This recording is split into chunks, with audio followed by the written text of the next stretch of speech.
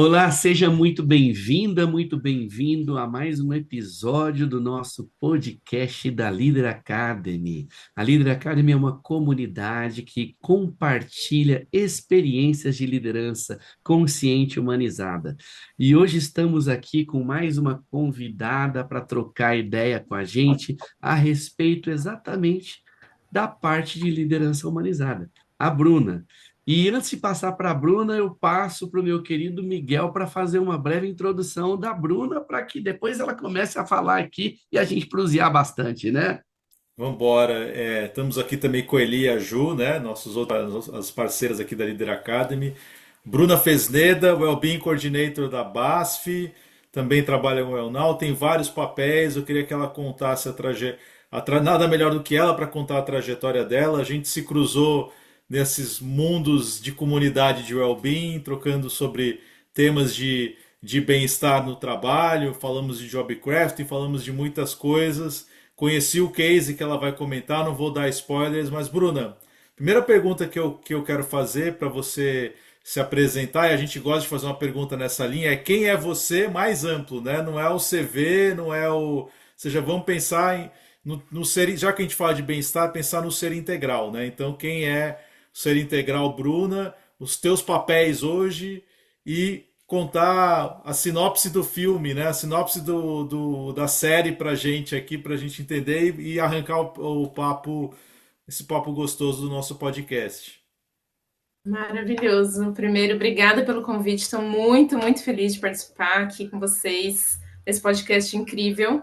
Então, também feliz com a iniciativa, parabéns.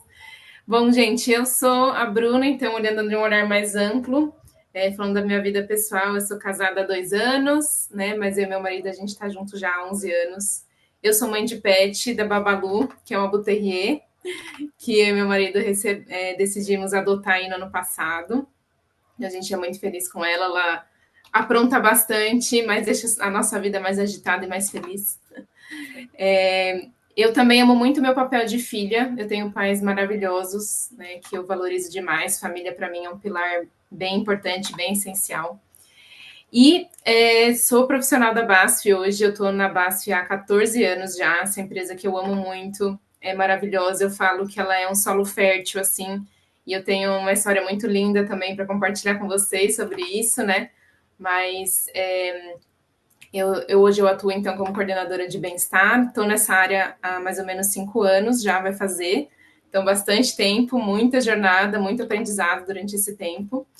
E também sempre fui uma pessoa meio de espírito empreendedor, assim. Então, além do meu trabalho, eu sempre fiz coisas além, né? Já dei aula de yoga, já tive o projeto de autoconhecimento para mulheres. E atualmente eu tenho esse projeto de levar educação também sobre bem-estar corporativo aí para outras pessoas, para outros locais. Então, tenho um propósito muito grande com esse tema. Muito legal. E eu queria até te perguntar da trajetória, né? Porque eu conheço, conversamos bastante em alguma ocasião, mas eu fui ver que a tua origem de transição foi técnica, né? Você chegou na organização. Como é que foi? Como é que você caiu no tema do well-being? Como é que você caiu no tema da psicologia positiva, que eu sei que é um tema que você estuda? Então, como é que entrou isso na tua vida, né? E aí até aproveitar que temos duas figuras aqui que fizeram essa transição do técnico, né, do pro comportamental, que foi a Eli, que da área de TI, o Dani da área de TI. Bom, eu vim da publicidade, você vê como são as coisas. Acho que ninguém é psicólogo de formação. O Dani vai ser o primeiro e a Ju veio do direito. Então, cada um veio de uma trajetória diferente. Então, mas eu queria ouvir da tua. Como é que foi essa Que história demais. de chegar de compras para a área de well-being? Sim, então, eu entrei na Basf na área de compras, né? Eu me apaixonei muito por essa área, inclusive nunca foi uma área que eu pensei, né? Que eu imaginava quando criança, falar, nossa, quero ser comprador. Não, não é essa a situação. Mas eu caí nela porque eu sou administradora, né, de empresas, então eu entrei nessa área e realmente gostei muito, eu me desenvolvi muito como profissional, várias novas habilidades, assim. E antes mesmo de eu me tornar compradora, né, porque eu entrei como estágio, fui analista de compras, passei por várias áreas ali dentro de compras, mas lá no meu auge dos meus 22 aninhos, né, mais de 10 anos atrás, eu tive uma crise de ansiedade no trabalho, durante o trabalho, e eu não entendi o que acontecia, né, mais de 10 anos atrás, eu acho que pouco se falava sobre esse tipo de coisa, e eu achei que eu estava tendo um AVC, eu falei, meu Deus, como AVC nessa idade, né? E aí fui para o ambulatório médico, fui para o cardiologista, fiz todos os exames, e aí o cardiologista me contou que eu não tinha nada a ver com, com o coração, que eu tinha mesmo era ansiedade. E aquilo me chocou muito naquela época, né? Porque eu era muito jovem mesmo para estar tão ansiosa, e ao mesmo tempo é uma fase que a gente fica ansiosa, estudando muito, e quer evoluir na carreira e tudo mais. E eu fui deixando de lado sem perceber coisas pessoais, coisas que eu gostava de fazer, hobbies, enfim. E aí, quando isso aconteceu, acho que para mim foi um turning point mesmo, assim, da minha vida, me deu esse chacoalhão. E eu fui apresentada por uma amiga para meditação e para o yoga. E isso realmente transformou 100% assim, né, da minha trajetória. E, inclusive, a forma que eu vi as coisas, a perspectiva que eu tinha de vida. E eu aprendi várias ferramentas que, no final das contas, me ajudaram muito a lidar muito melhor, assim, com a vida, com os desafios do dia a dia. E, paralelamente a isso, eu fui evoluindo na minha carreira, me tornei compradora de RH, depois, que é uma carteira super desafiadora, assim, bem complexa, né? Depois eu fui nesse desafio de ser compradora global de embalagens, eu era especialista em embalagens de agro. E nesse meio tempo, eu vinha pensando como eu poderia contribuir com os meus colegas ali de compras, né? Com essas coisas que eu vinha aprendendo paralelamente, porque eu fui fazendo minhas formações de estrutura de yoga, fui me especializando aí, né, em paralelo, e fiquei com vontade de trazer. Mas, nossa, falar de yoga e meditação naquela época também não tinha muita abertura, né? Já tinha um pré-conceito sobre o tema que eu não sabia muito bem como levar. Até que a gente teve uma oportunidade de fazer um treinamento de mindfulness. Eu não tinha ouvido falar ainda de mindfulness. E aí eu falei, olha, é quase que uma meditação ali disfarçada, hein, gente? Para o mundo corporativo, né? E aí eu fui entender melhor o que era o mindfulness. E dentro dessa equipe de compras a gente fez esse treinamento. E esse treinamento tinha a proposta das pessoas ficarem 30 dias praticando o mindfulness, 15 minutos por dia. A gente, no primeiro dia de curso, a gente preencheu um formulário de estresse. E no último dia, preenchemos de novo e a gente observou 30% de redução do nível de estresse do grupo, o que foi muito impactante. O vice-presidente da época falou, você sabe fazer isso? Eu falei, sim, então pode fazer, bandeira branca, vamos que vamos. E aí, desde então, eu comecei a fazer sessões de mindfulness com os compradores, começou dessa forma. Então, eu fazia umas 3 vezes por semana ali com a galera. A gente ficou uns 2 anos fazendo isso. E aí, no terceiro ano, a gente começou a expandir, porque outras pessoas também ficaram interessadas, também queriam fazer. E eu comecei a trazer muita gente de fora para falar sobre os temas, para falar de saúde mental, para falar de bem-estar. Então, a gente fazia workshops, webinars ali, que inclusive era aberto para fora da BASF até, né? E a gente ficou assim fazendo isso. E, por sorte, ou eu diria que eu gosto de acreditar também que o universo conspira a favor, a área de RH da BASF estava aprovando no membro executivo da BASF uma área de bem-estar, num olhar holístico mesmo, de olhar para o bem-estar de forma integral, né? E quando isso aconteceu, isso foi aprovado, eu fui convidada a fazer as entrevistas e desde então eu entrei nessa área, sou muito apaixonada, venho me especializando muito, né? Então, desde que eu entrei, eu fiz a pós em psicologia positiva, que eu achei que era um caminho que me daria muita base técnica, né, e científica para poder propor algumas intervenções, temas mais específicos. Fiz a certificação do Chief Happiness Officer também e de segurança psicológica. Fiz os cursos de Science of Wellbeing, enfim, fui fazendo várias formações, assim, do que eu achava que era interessante que pudesse agregar nessa função. Era uma função muito nova, inclusive a área foi aprovada pouco antes da pandemia, meses antes, né? E depois disso teve todo esse boom, e agora a gente vê que está um pouco mais comum e as empresas estão trazendo mais. E no ano passado eu ganhei um prêmio de embaixadora de saúde mental pela Vitude, que foi muito importante para mim, eu acho que me consolidou, assim, esse trabalho que a gente vem fazendo aqui na BASF, né? Foi através da BASF aí, nominal a minha pessoa, né? Nessa parte mais de influenciadora, de trazer esse tema, de discutir, enfim. Então, essa é um pouco da trajetória aí, do como aconteceu isso. Legal. Ô, Turma, Bruna, vai lá, Li. eu adoro essa expressão que a gente usa, né? Que eu caí na área tal, né? Caí na área de compras, né? Caí na área. O que você me diz da área de bem-estar, né? Você sente que você caiu lá ou foi uma construção aí consciente, né? Você foi tomando essas decisões. O que essa área de trabalho significa para você agora? A área de bem-estar é bem diferente. Eu não sinto que eu caí nela, por acaso. Realmente foi uma construção, assim. E eu acho que a área de bem-estar a gente vem aprendendo muito, assim, a abrangência dessa área, né? Eu acho que no início a gente pensava a área de bem-estar num olhar muito mais do indivíduo, né? De como a gente promove o bem-estar para o indivíduo. E esse foco é muito legal também, muito importante e necessário. Mas ao longo do tempo a gente foi aprendendo que o well-being era muito maior do que isso, né?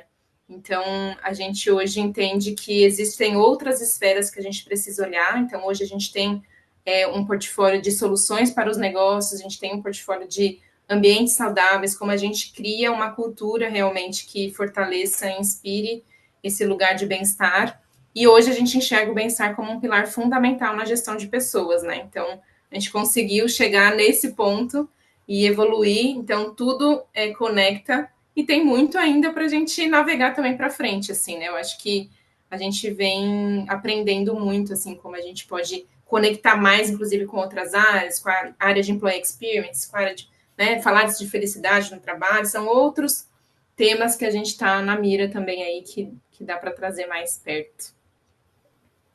Nossa, eu tô aqui com a cabeça assim explodindo de ideias, de curiosidade para saber. E você trouxe um ponto, Bruna, que eu até diria que é um cuidado que o mundo precisa ter mais, que a psicologia positiva, normalmente, quando a gente vai até para o lado de falar positividade tóxica, na minha forma de pensar, é atribuir o peso do bem-estar apenas nas costas do indivíduo, né? E a gente sabe muito bem que quando a gente pensa na complexidade humana, a gente é composto principalmente para além de quem somos, onde estamos, o ambiente no qual estamos inseridos, que influencia de uma maneira muito forte no nosso bem-estar. Tanto que na psicologia a gente fala que nós somos seres biopsicossociais, né? Compostos pelo corpo, pela mente, pela psique e pela sociedade que criamos nos ambientes que estamos inseridos, né? E eu fiquei curioso e parabéns por essa iniciativa e pela expansão pelo olhar coletivo, social, num nível de equipe, num nível corporativo. E eu gostaria que você falasse até um pouquinho mais como que são essas iniciativas na prática que sai do olhar do peso só no indivíduo, né? Para o olhar da equipe e para o olhar do clima organizacional, corporativo e assim por diante. Perfeito. Olha, quando a gente fala de soluções para negócios, hoje a Basf é uma empresa que tem muitos negócios distintos, né? Então, ao mesmo tempo que a gente tem tintas decorativas, a gente tem material para construção, hiperabsorvente, home care, personal care. É muito amplo mesmo a gama de negócios que a gente tem. E a gente entende que a gente precisa ter um olhar mais personalizado mesmo para os mercados, né? Então, a gente sabe que cada negócio pode estar vivenciando um momento específico, e aí trazendo, de repente, alguma questão específica para as equipes. Então, hoje a gente tem uma estrutura de especialistas interno mesmo na Basf, que a gente faz esse trabalho mais on demand. Então, a gente entende, a gente é acionado ou através da liderança ou através do business partner com um desafio específico, né? Então, por exemplo, pode ser um desafio de que as pessoas estão se sentindo inseguras com alguma mudança específica. Ou, por exemplo, a gente pode estar com alguma questão específica de relacionamento entre as pessoas, né? Então, são vários e diversos os desafios que a gente recebe e aí a gente traz esses conhecimentos para facilitar, através de um workshop, através de uma jornada mais longa, através de uma palestra, de um dia de bem-estar, que está sendo muito comum as equipes trazerem dias de bem-estar para as equipes, né? Então, dependendo da situação, a gente faz um diagnóstico bem importante, assim, antes de propor uma intervenção, né, específica, conversa muito com a liderança, olha pesquisa de clima daquela área, conversa com o business partner para entender o olhar também que eles têm, e aí a gente, olhando e ouvindo tudo isso, fazendo essa investigação mais a fundo, a gente propõe para essa área alguma atuação específica. E aí a gente apresenta essa atuação, e aí aprovando a gente faz a execução também da atividade.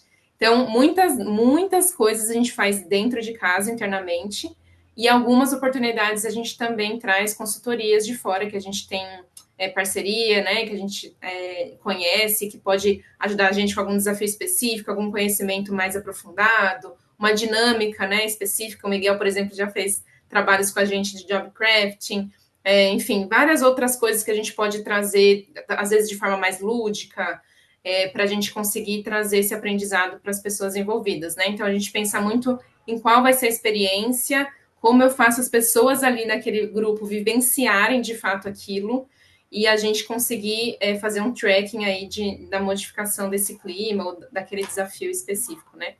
E quando a gente fala de organização como um todo, desafio também diferente, porque aí o que é comum a todas as pessoas que vivenciam a experiência, né, de trabalhar na BASF. Então, a gente fala de políticas, de diretrizes, né, como que a gente desenha fluxos específicos para alguma questão. Então, hoje, por exemplo, todos os profissionais da BASF, quando passam no periódico, eles preenchem o formulário SRQ20 de saúde mental. Então, a gente tem um termômetro de saúde mental, a gente já faz o gerenciamento de risco social também, das áreas e das funções. Então, a gente está agora num projeto para aprofundar ainda mais nisso com a norma, né, que foi atualizada, da NR1. Então, quais são os procedimentos como empresa que a gente consegue dar, os treinamentos de liderança que são obrigatórios, que a gente consegue trazer uma jornada também de conhecimento de bem-estar. Então, são alguns exemplos do que a gente tem feito. Sensacional. Sensacional. Eu tenho uma pergunta para você, Bruna. Com tanta coisa boa aí, você trouxe um novo modelo de ser, uma nova mentalidade. Eu imagino que tenha sido um processo tudo isso acontecer, a chegar ao ponto do que você falou agora aí, o BP me liga e pede alguma coisa. Mas, será que você poderia trazer para a gente, e aí para a gente poder ajudar e inspirar outras, né, outras equipes e tal, algum tipo de resistência que você tem encontrado e como que você passou por isso? Quando você falou, por exemplo, eu pensei nessa pergunta quando você falou assim, olha, mindfulness é meditação que dá para aplicar na empresa. O nome é diferente, a origem é diferente, mas o mindfulness não tem aquele viés que a meditação. O mindfulness, aliás, o mindfulness é uma meditação. É que a gente vê meditação como um viés religioso, mas não é necessariamente, né? Ou espiritual. Mas ele não deixa de ser uma meditação por si só, se for pensar no amplo da meditação. Então, talvez pensando, né, isso é um truque, né, de passar por cima de uma resistência, é um nome diferente que tem uma pegada diferente, enfim, o que você enfrentou de resistência das pessoas pela novidade e como que você contornou isso? Perfeito essa pergunta, porque, bom, são 5 anos de jornada, né? Então, realmente, para a gente chegar até aqui, a gente teve que entender como a gente conseguiria abrir esses caminhos e demonstrar essa contribuição. E eu acho que foi, inclusive, pelo nosso próprio aprendizado como área, de como a gente poderia contribuir mais, né? Então, um desafio, por exemplo, primeiro o bem-estar em si, tipo assim, fazer essa psicoeducação do que é o bem-estar, eu acho que é um desafio importante que ainda muitas empresas vivenciam, inclusive às vezes até pela própria liderança executiva mesmo, né, de como a gente fala o bem-estar, e aí isso eu acho que é uma discussão muito importante, né? Qual que é o approach que eu quero dar para a minha empresa? Eu quero falar de bem-estar, eu quero falar especificamente de saúde mental, a gente vê empresas que falam de felicidade, são coisas diferentes, né? Uhum. Então, acho que esse primeiro ponto, assim, é muito importante de como a gente conecta o que a gente quer fazer com o propósito e a estratégia da empresa. E a gente hoje vem conectando muito isso com o momento e estratégia da empresa, né? Então, acho que isso facilitou, mas é um ponto difícil, assim. A segunda coisa, eu acho que é a profundidade, porque no início, quando a gente fala de soluções para os negócios, a gente fazia coisas muito pontuais, e às vezes ainda faz hoje, né? Então, putz, estou com um desafio específico, vou lá, faço uma coisa pontual. E você não gera uma transformação em si, né? Então, essa era uma das resistências também, assim, do próprio business partner também, de entender que aquela iniciativa realmente fosse ajudar e fosse mudar algo, né? E aí a gente foi aprimorando como a gente faz as intervenções, como a gente acompanha isso, né? Hoje a gente usa alguns assessments, por exemplo, a gente faz acordos dentro dos times, né? Então a gente não simplesmente vai e sai, mas a gente deixa algo com aquele time e a gente acompanha depois. Então, isso era uma coisa que não tinha antes e que a gente recebia esse feedback, por exemplo, de não aprofundar, né? De não ser uma coisa que realmente fosse gerar uma transformação naquele desafio. E eu acho que até a própria confiança, assim, que a gente vai construindo, né? Porque a gente sabe que tem temas que são super delicados e complexos de fazer. A gente já apoiou, por exemplo, em questão de, putz, o clima estava ruim porque mudou, teve uma comunicação mais difícil, mudou uma liderança totalmente nova de outro país. E aí a gente recebeu essa, né, por um lado, olha que confiança maravilhosa que depositaram na gente para ajudar nessa visita desse líder que viria para o Brasil. E aí a gente conseguiu realmente desenvolver um trabalho muito sério e responsável, junto com o business partner também, de fazer isso acontecer, e foi super positivo. Então, acho que a gente começou a contar como a gente estava fazendo, trazer case também de áreas que a gente estava fazendo isso, para que pudesse inspirar essa confiança também em outras pessoas, né? E trazer pessoas para o time que também tivessem um background interessante e que realmente fossem capacitadas para ajudar nos desafios, assim. Porque hoje, como que a gente vê? Às vezes, putz, a gente vai começar a falar de bem-estar, a gente pega uma pessoa que tem X atribuição e também vai ter bem-estar, e aí não tem a profundidade, e aí pode cair nesse lugar que a gente falou do bem-estar meio que no raso, putz, né? Então, eu acho que a gente foi ganhando esse corpo e mostrando que realmente a gente tem conhecimento suficiente para ajudar aí nos desafios, mas são desafios importantes. O desafio que a gente tem hoje, agora falando especificamente, trazendo para o dia de hoje, né, é a questão dos indicadores, que é uma pauta que está muito também em alta, assim, quando eu vou para os fóruns também de bem-estar, a gente sempre está discutindo isso. Hoje tem várias empresas que estão fazendo iniciativas super legais. Nos últimos 2 anos a gente veio também se dedicando para conseguir trazer indicadores mais robustos e mostrar a efetividade, assim, das nossas ações, como que a gente contribui.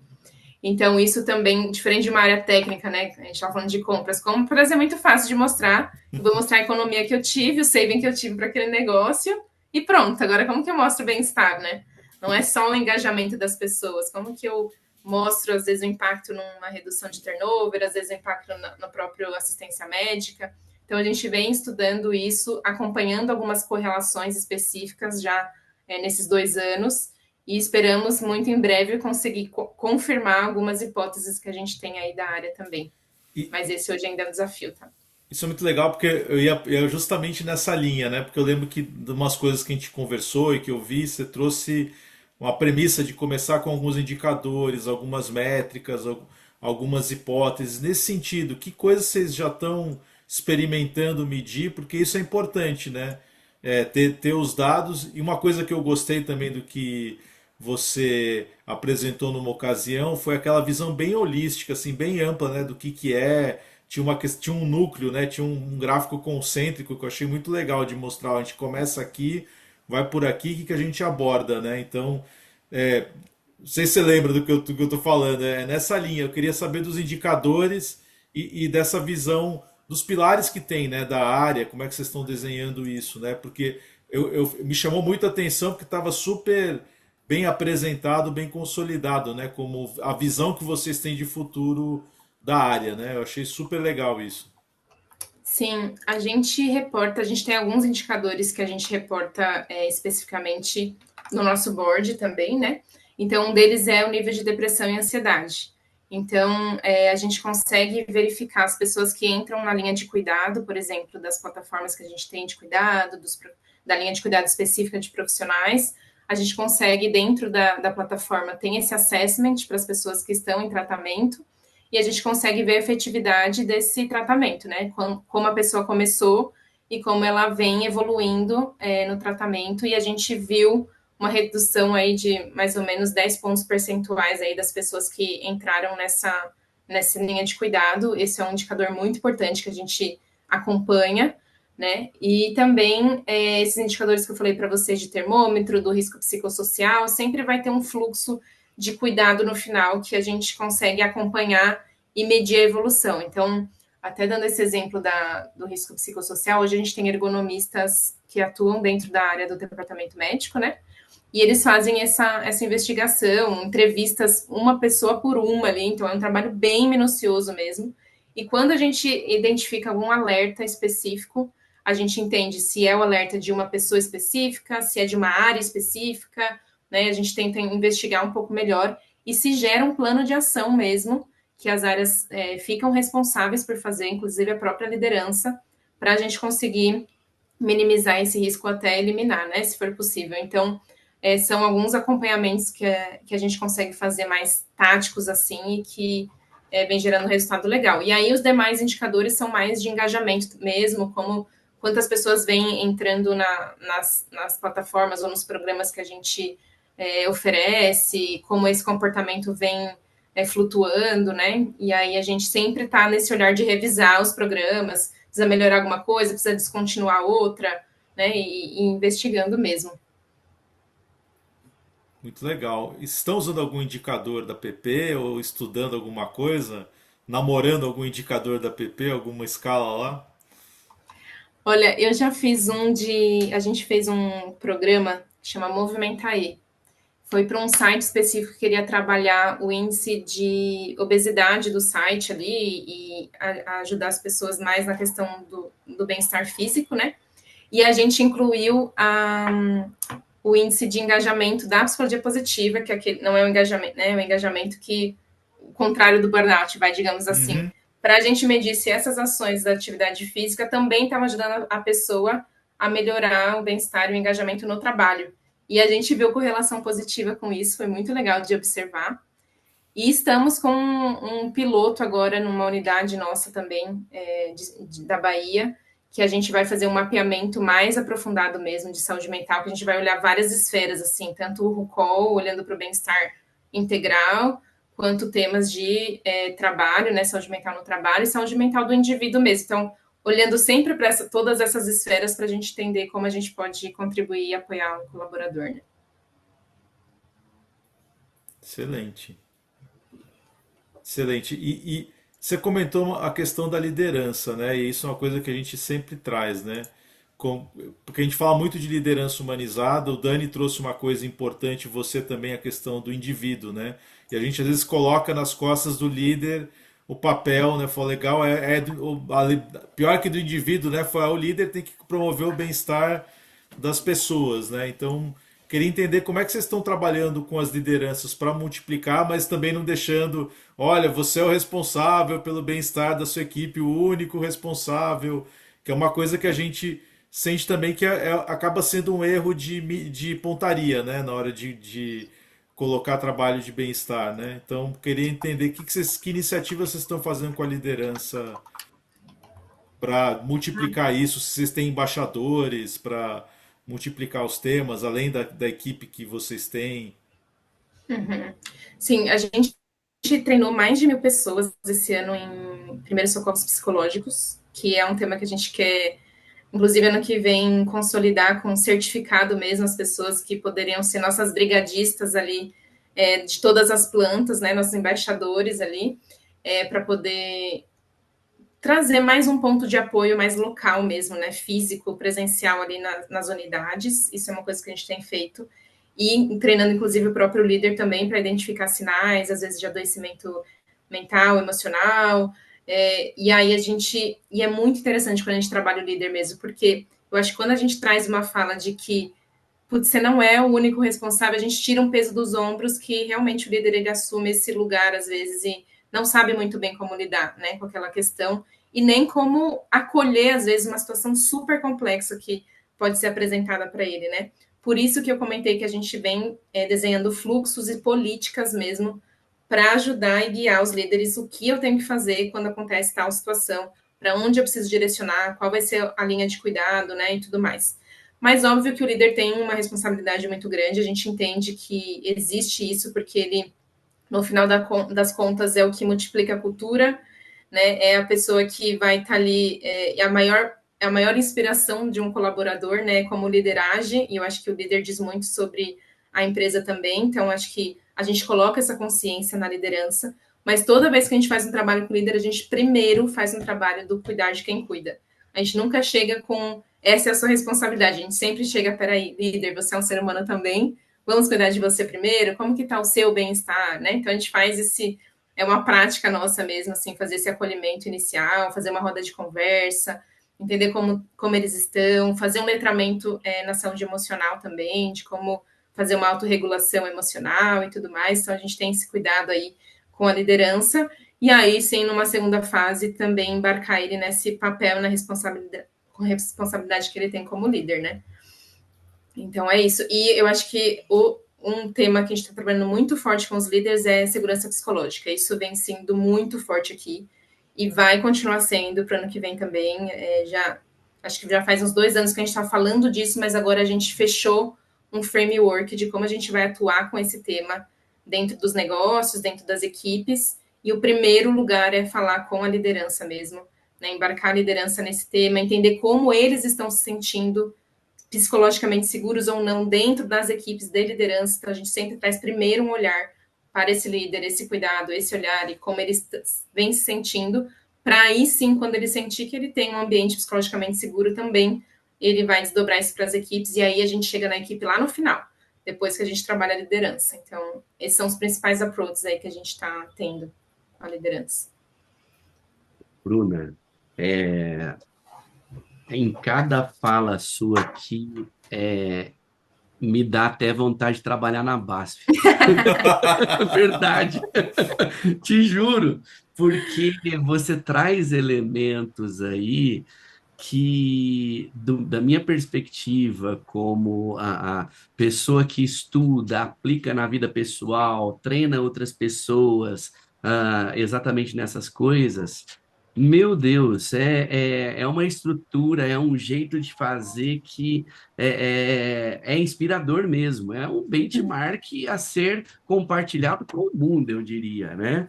E de verdade, parabéns mesmo, parabéns, merecido o prêmio que você ganhou da Vitude e que venham mais prêmios por aí, porque você demonstra na sua fala uma profundidade, uma coerência, uma congruência muito clara, porque você demonstra aí tanto um conhecimento em vários níveis disso acontecendo, quanto uma execução, acompanhamento e ajuste da rota para que aconteça cada vez melhor. Então, parabéns de coração aí por ser essa inspiração aí para gente, tá?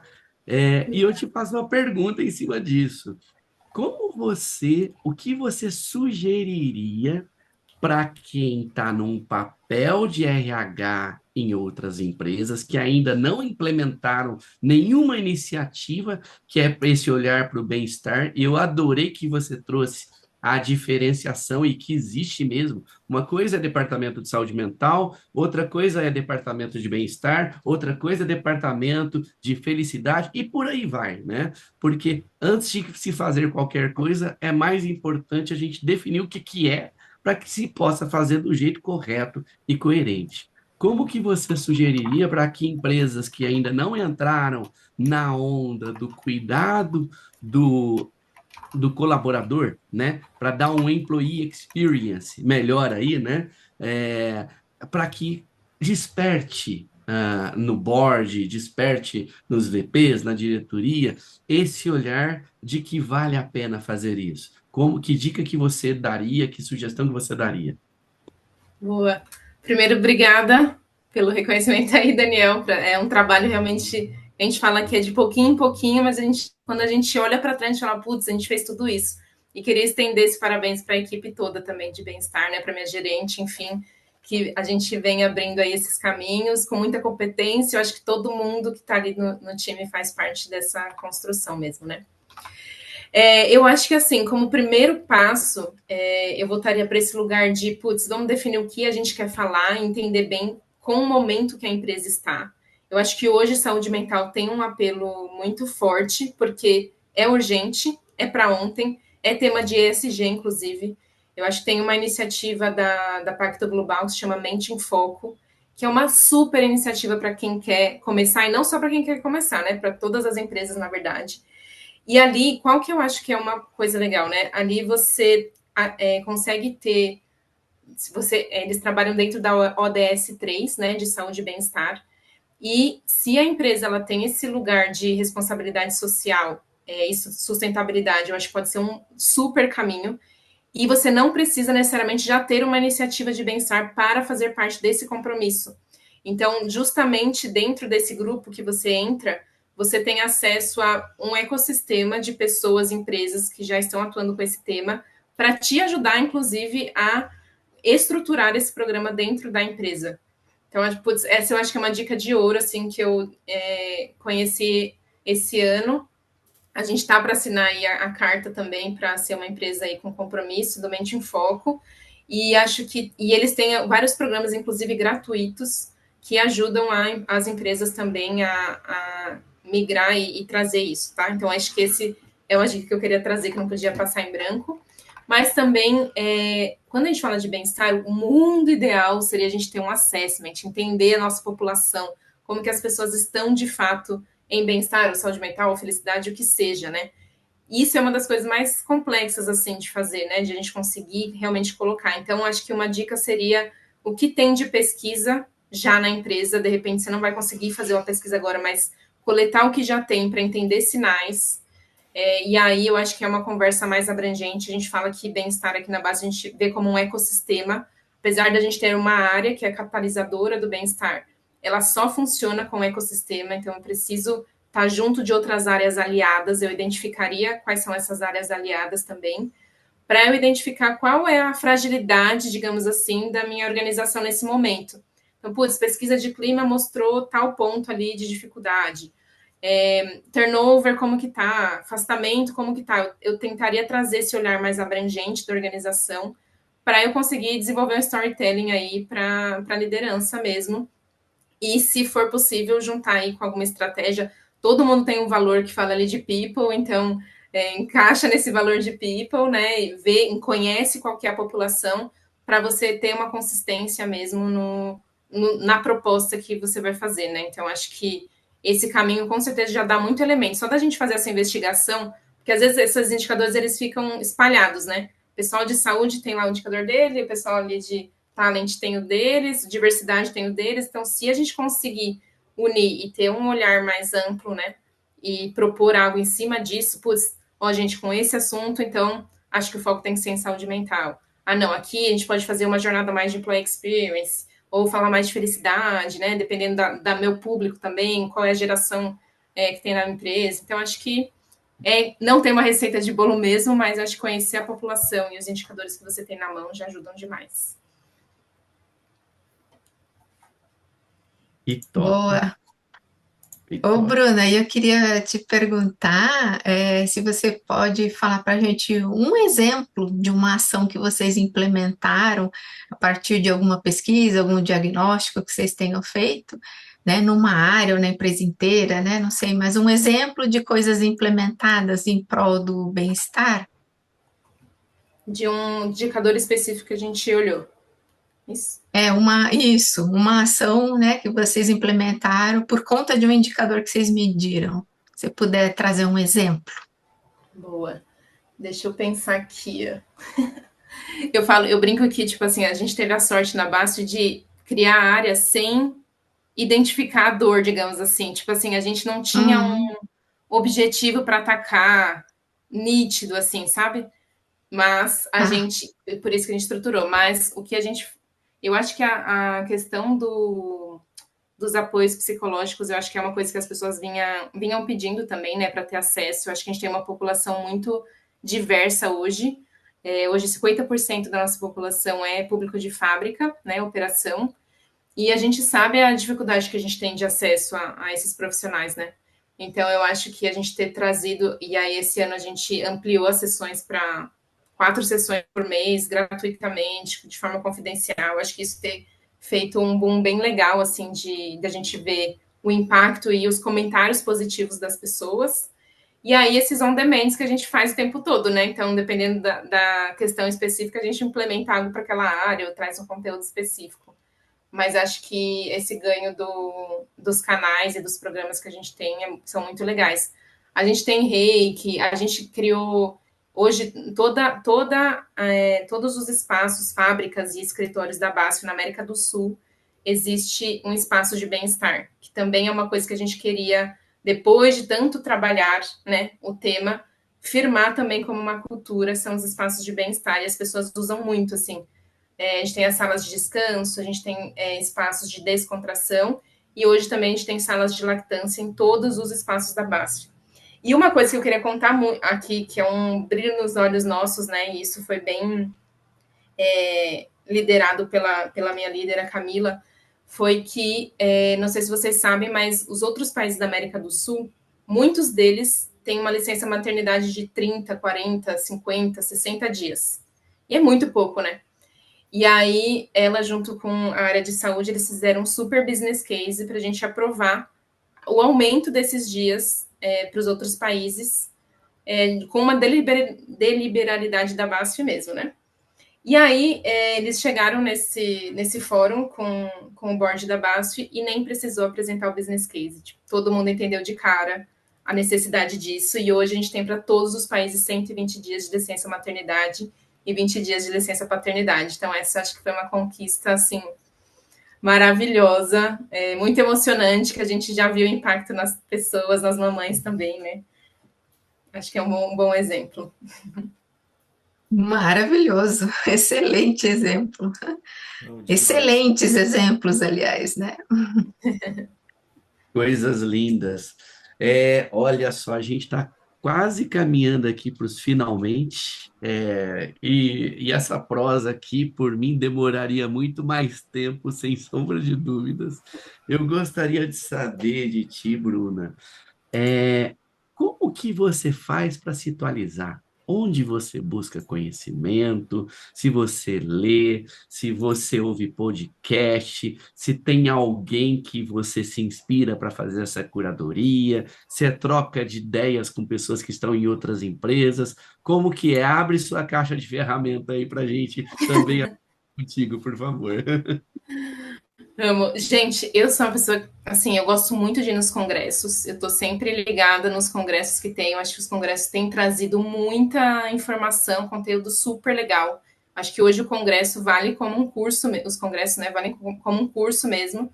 Tem vários, mas eu acho que é legal focar em alguns mesmos, né? Eu amo todos os temas da BQV. Eu acho que a BQV hoje é um grande player aí do mercado, né, no sentido de ser uma associação que une tantas empresas em prol da qualidade de vida.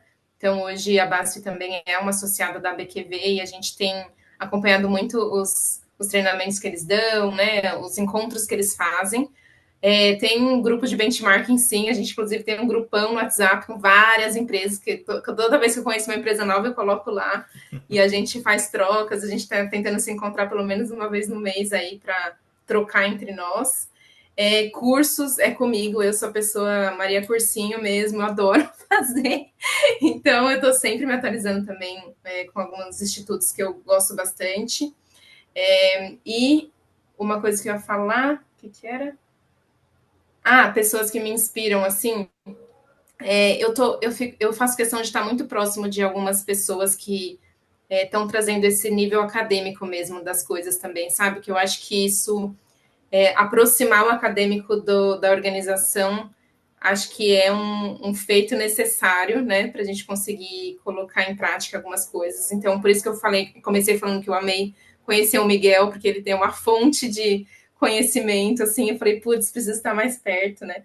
Algumas outras consultorias também que eu tenho conversado, acompanhado bastante, e algumas pessoas assim que são globais, né? Também a Marisa Salanova, que tem o Hiro lá, que é a questão das organizações saudáveis. Acompanho muito assim a nível internacional também, porque eu acho que tem países que estão bem mais avançados que a gente no tema, como a Inglaterra, por exemplo, né?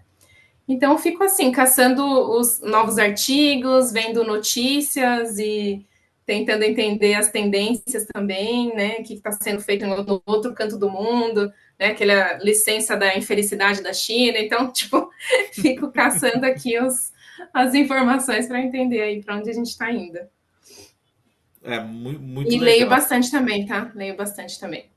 Se é a Maria Cursinho, tem que ler, né? Não tem jeito, né? Não, muito legal, Bruna. E eu queria parabenizar primeiro pela essa fome, né? Eu acho que essa fome é importante de juntar as duas coisas, né? Porque você está fazendo isso, eu quero traduzir isso para que alguém da fábrica consiga entender e se beneficiar, sem deixar de lado a fundamentação acadêmica e de poder trazer a seriedade, a profundidade, a forma de medir, que é uma coisa que nós quatro aqui adoramos. De falar, olha, a gente precisa transformar em experiência tudo que a gente sabe de conhecimento e não traduzir numa linguagem que alguém da fábrica se sinta à vontade de buscar um auxílio, né? Que isso, imagina, é uma barreira fantástica também, além dessa conquista incrível das salas de lactância, dos dias de maternidade. O pessoal da fábrica é muito carente de maneira geral, né? E muito é, preconceituoso em relação a falar desses temas, ou ainda com pouca linguagem, né? Então, fantástico isso aí, de fazer essa ponte. Parabéns mais uma vez. Queria agradecer. Isso aqui é o primeiro papo de muitos. Eu vou deixar a palavra para Eli, Ju e Dani, se vocês querem colocar mais alguma coisa. E aí o Dani fecha por agora, né? É um ciclo. Vamos pensar que isso aqui é uma espiral. A primeira conversa vai ter mais ainda. A gente vai prosear muito mais ainda. Queria te agradecer demais. Obrigada pelo convite, Miguel. De verdade, estou bem feliz de conectar com vocês. Espero estar próxima aí também. Contem comigo para, enfim, a gente explorar e aí eu poder ser essa facilitadora aí também dos mundos internos e externos, né? De como a gente leva essas questões aí para as empresas. E trocar figurinhas, né, Bruna? A gente é tudo Maria, cursinho aqui também, né? Trocar figurinha e eu quero te parabenizar pelo seu trabalho mais uma vez, agradecer por você ter vindo, né, pela sua generosidade de compartilhar isso tudo com a gente, né? Muito obrigada mesmo. Obrigada. Eu já me sinto contemplada com tudo que foi dito aqui. Então, muito obrigada, Bruna. Perfeito. Eu não consigo resistir de fazer mais umas perguntinhas antes de fazer o fechamento, tá? Me está comichando aqui exatamente porque eu fiquei extremamente curioso. Eu gostaria que você recomendasse um livro para quem nos escutar e depois recomendar o livro que, se pudesse indicar duas ou três pessoas desse seu networking aí que você troca para a gente trazer aqui e bater um papo como esse, tá? E uma mensagem final para quem ouviu até aqui. Beleza, ótimo. Eu tô bem na fase agora da segurança psicológica, né? E eu realmente vejo isso como algo muito prático para a gente colocar nas organizações como um dos fundamentos. Assim, a gente precisa trazer esse lugar, porque eu acho que segurança psicológica é cultura e está muito conectado com bem-estar e liderança e tudo mais, cultura, clima. Então, eu quero indicar os dois livros eu falo que esses dois livros eles valem como um curso, porque eles são maravilhosos mesmo. Um da Amy, né, que é Organizações Sem Medo, da Amy Edmondson, e o outro, Os Quatro Estágios da Segurança Psicológica, do Timothy Clark. São dois grandes estudiosos aí do tema, e eu falo que realmente esses dois livros valem um curso, gente, de verdade, é maravilhoso. E aí, com certeza, eu vou indicar pessoas aqui para trazer. Eu acho que tem várias pessoas incríveis, assim, estão fazendo temas bem legais também. Eu quero indicar da Gerdau, deixa eu pegar o nome dela aqui certinho. É a Mariana Drager, da Gerdau. Ela é uma pessoa que está trazendo bastante esses temas dentro da empresa. E a Thalita da Cielo. Mas a Thalita da Cielo também é alguém que está bem próxima e a gente está trocando muita figurinha. Ela tem feito um trabalho incrível de colaboração, de comunidade, sabe? Uma coisa diferente, assim, que eu acho muito bacana. Das minhas redes, eu tô no LinkedIn, eu acho que é um lugar que eu consigo trazer e compartilhar muito das coisas que eu tenho feito aqui na BASF, né? Então, deixo meu LinkedIn, Bruna Fesneda. Meu Instagram é o mesmo também, Bruna Fesneda. Sigam lá e, enfim, eu sempre compartilho alguns aprendizados lá também. E ficarei feliz de conectar aí com vocês, inclusive. É Thalita Perfeito. Teixeira, pessoal. Thalita Teixeira da Cielo, tá? Thalita Teixeira da Cielo. Perfeito. E de recado final, só queria realmente agradecer. Me sinto muito realizada, muito feliz, né, de poder contribuir, de trocar, de aprender. Né? Sinto que eu tenho muito mais para aprender ainda. Eu acho que somos eternos aprendizes, né? Então, eu sou uma pessoa que me coloco à disposição do aprendizado e também de transformar aí ambientes, vidas, enfim, a partir do que eu puder. Então, é isso. Muito obrigada.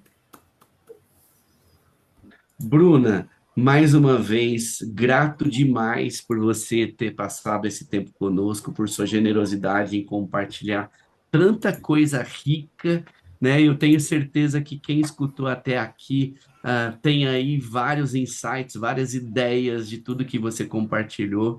Agradeço de coração. Como o Miguel falou, isso aqui é só o primeiro bate-papo. Se Deus quiser, a gente vai ter que fazer um segundo tempo em algum momento aí, né? Grato demais. E você que nos escutou até aqui, siga a gente no Instagram, no YouTube, Leader Academy, e vem compartilhar também esse conteúdo para mais pessoas poderem aprender sobre coisas que a gente pode fazer na prática para criar uma liderança mais humanizada, com bem-estar para todo mundo aí. Obrigado, beijo no coração.